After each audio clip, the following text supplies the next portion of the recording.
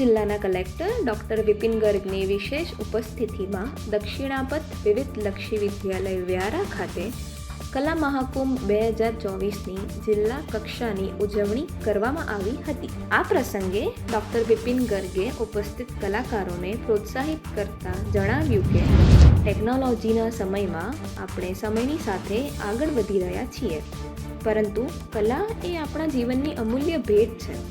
ત્યારે સાંસ્કૃતિક વારસા, ધરોહર સહિત પરંપરાગત કલાકૃતિઓને જીવંત રાખવી અને એને જીવનશૈલીનો ભાગ બનાવવો અતિ મહત્વપૂર્ણ છે.